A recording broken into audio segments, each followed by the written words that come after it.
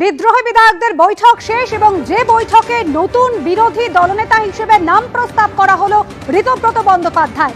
উজ্জ্বল মুখোপাধ্যায় আমাদের প্রতিনিধি সরাসরি রয়েছেন আমাদের সঙ্গে। উজ্জ্বল, একেবারে 58 জন বিধায়কের সই সম্বলিত চিঠি স্পিকারকে দেওয়া হয়েছে, কি হলো বৈঠক?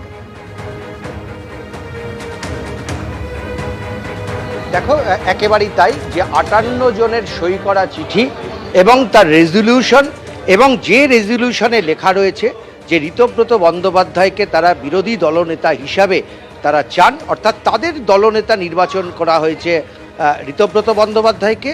তারা গিয়ে এই চিঠি অধ্যক্ষের কাছে জমা দিয়েছেন। শুধু চিঠি তারা জমা দেননি, এক্ষেত্রে কিন্তু এই বিধায়করা তারা সশরীরে উপস্থিত হয়েছিলেন অধ্যক্ষের ঘরে, এবং অধ্যক্ষের ঘরে গিয়ে তারা কিন্তু বলেছেন যে তারা এই চিঠির সপক্ষে রয়েছেন। তারা আজকে এইখানে বসে মিটিং করে এই সিদ্ধান্ত তারা গ্রহণ করেছেন এবং বিরোধী দলনেতা হিসেবে ঋতব্রত বন্দ্যোপাধ্যায়কে তারা মনোনীত করেছেন, তাকে স্বীকৃতি দেওয়া হোক। এখন গোটা প্রসঙ্গটাই হচ্ছে অধ্যক্ষের ওপরে। আনুষ্ঠানিকভাবে অধ্যক্ষ এই চিঠি গ্রহণ করার পর তিনি বিধানসভার নিয়ম হচ্ছে তিনি একটি চিঠি পাঠাবেন বিরোধী দলনেতার কাছে। তিনি একটি চিঠি পাঠাবেন যে বিধানসভার সমস্ত রীতিনীতি মেনে বিরোধী দলনেতা হিসেবে ঋতব্রত বন্দ্যোপাধ্যায়কে গ্রহণ করা হলো। এই চিঠি কিন্তু পাঠানো হবে ঋতব্রত বন্দ্যোপাধ্যায়ের কাছে। ফলে যতক্ষণ না অধ্যক্ষ এই চিঠি পাঠাচ্ছেন ততক্ষণ পর্যন্ত বিরোধী দলনেতার নাম প্রস্তাব, এবং একই সঙ্গে এই যে নতুন দল এরা কিন্তু নিজেদেরকে তৃণমূল বলেই দাবি করবেন।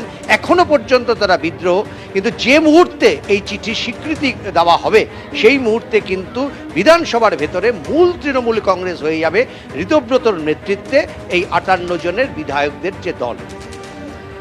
ধন্যবাদ উজ্জ্বল, আমাদের সঙ্গে ছিল। এবং এই চিঠির মধ্যে কিন্তু মমতা বন্দ্যোপাধ্যায়ের নামও উল্লেখ রয়েছে। মুখ্য সচেতক হিসেবে রঘুনাথগঞ্জের বিধায়ক এবং প্রাক্তন মন্ত্রী আখরুজ্জামানের নাম প্রস্তাব করা হয়েছে, এবং এই চিঠিতে নতুন বিরোধী দলনেতা হিসেবে নাম প্রস্তাব করা হয়েছে ঋতব্রত বন্দ্যোপাধ্যায়।